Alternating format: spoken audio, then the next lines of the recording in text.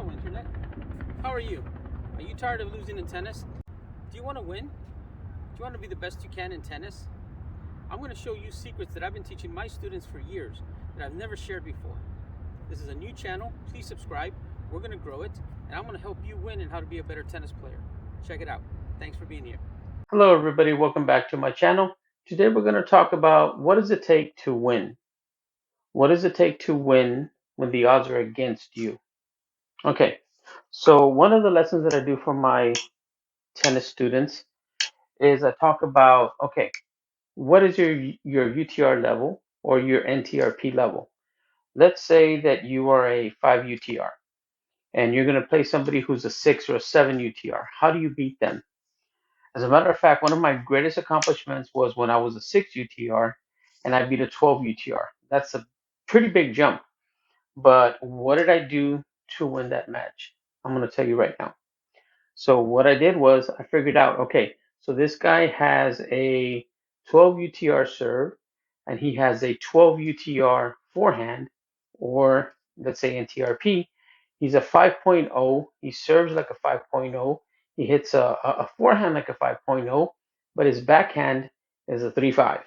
So guess what I'm going to give him the whole day? I'm going to be attacking his backhand. I'm going to be serving to his backhand. I don't care if he's camped out on the backhand side, I'm still going to hit to his backhand no matter what I do. If he hits to my backhand, I'm going to do an inside out and I'm going to hit to his backhand.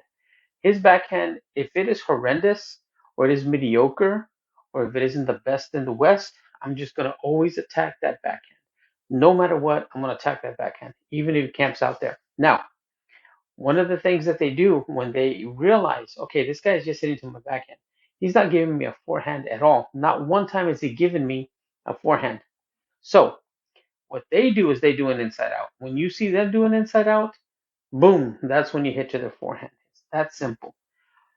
One of the things I also like to do is I talk about slices. A lot of you coaches do not like slices, especially high school coaches. You don't like your students to hit slices. You know why?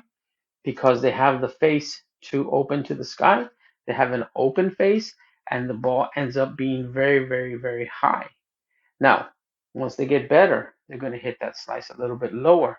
When they hit that slice lower, it's like throwing a rock on water. It's going to be very low. It's not going to come up, and it's going to go underneath the opponent's racket.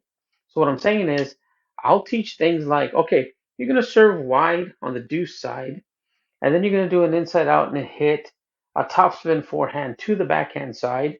And when they hit to your backhand, you're going to hit a slice drop shot to keep that ball low. So you're hitting deep to the backhand with a topspin, right? And then you're hitting the short slice that makes him come up. Why? You want to make your opponents move more than 5 steps. Think about it. If they move 5 steps this way, they got to recover 5 steps. That's 10 steps. And then you hit the other way. Now they got to run diagonally, okay, not horizontally. Diagonally, they got to run another 10 steps. That's 20 steps plus the 5 steps. They're running 15 steps to get to that ball. That's how you take somebody's power away. It works every time. All right. So the next thing I want to talk about is hitting to the tee, the service line, if you will. So if you look at a lot of the pros and you look at a lot of the videos, if you watch them on YouTube, anywhere, Tennis Channel, whatever, ESPN2, if you look, you're going to see that the pros, especially like Nadal, Djokovic, Federer, they aim at the tee. Why? They're waiting for the error, or they're waiting for a short shot, or they're waiting for the miss hit. If you look at them, they're very consistent. Why are they consistent? They're aiming at the tee. They don't always hit the tee. It goes a little bit beyond the tee. I know they're hitting deep, and this is the thing. A lot of coaches, especially high school coaches, will say, aim deep, hit the ball deep, hit it in the back court. The problem with that is when they try that, students are not very, very capable of doing that. They end up hitting long or they hit wide. The ball goes out. If you're aiming at the tee, guys, if you teach your students aim at the tee, they're going to miss and they're going to hit deep anyways. You see, they're aiming at the tee, they're going to miss it by 2 or 3 feet, it's going to land in. That automatically makes them more consistent. It'll make you more consistent as well. Even adult tennis players, if you aim at the tee, I promise you, you're going to be very, very consistent. Why is it important? I'm going to tell you why right now.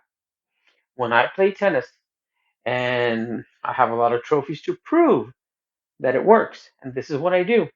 I aim at the tee. When I hit to the tee, all I have to do is count. I got to count to see how many you can get over before you miss. So I might hit it, you might hit it back, I might hit it, you might hit it back, and on the third or fourth try, you're gonna miss because you get impatient. Students get impatient, especially, you know, high schoolers. They'll go for a shot, they'll do too much, they're like, oh, I'm tired of this. One, two, three, four, five, six, seven, eight. Ah, that's it. I'm gonna go for a winner. And they miss. And what am I doing? I am just hitting 80%, 70% at the tee, at the tee, at the tee. Forehand, backhand, making them move 5 steps this way, 5 steps that way, 10 steps this way, 10 steps that way. I am trying to get my player, my opponent, to move left and right, left and right. I'm waiting for him to make an error. Tennis is won on errors, not on winners. You can just look at YouTube and you'll see that I am telling the truth. Most of the time, it's when somebody hits the net or hits it out. Okay? So that brings me to the next one, serves and returns. In my opinion, serves and returns are the most important shots in tennis. If you can't serve, if you're double faulting, you can't even start the point. You see? And if you can't be aggressive on a second serve, well, you can't win that point. You see? So if you're a good server and you're a good returner and you practice that, you are going to win a lot of matches.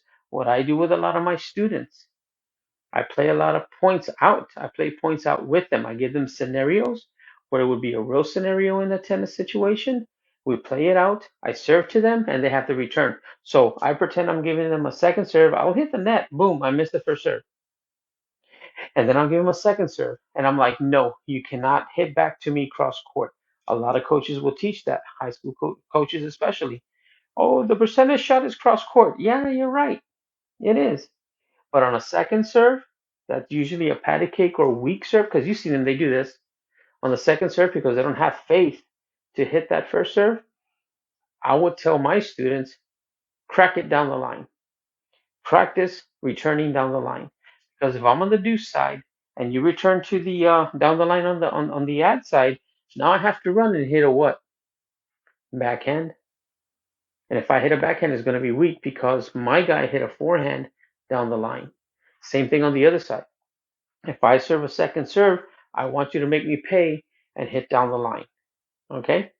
You're going to win a lot of free points that way if you practice it. You have to practice it. As far as serves, I mean, I hear this all the time.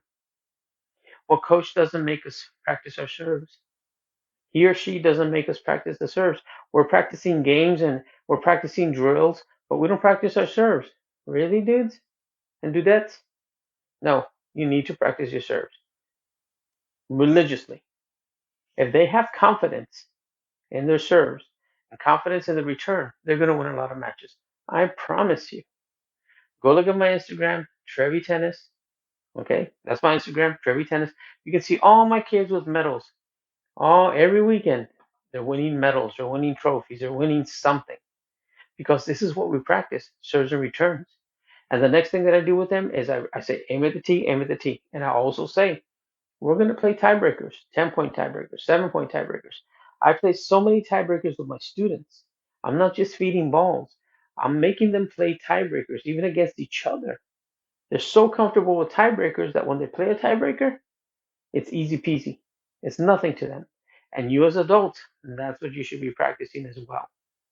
If you got buddies that you can practice with and you can play with, practice tiebreakers, practice serves and returns. Don't just hit strokes back and forth. That's not what's going to make you better. It's the serves and it's the returns. I hope this helps you. Please subscribe, follow, and hit that notification button for more tennis. We're going to grow this channel, guys. We're going to grow it. I'm going to give you so much information. I'm not even sharing. I'm not telling my students that I have this channel. I'm not telling my parents that I have this channel. Why? Because I have other coaches that can see this channel and they're going to copy what I do. I'm telling you, this stuff works. Have faith, trust the process. You're going to win.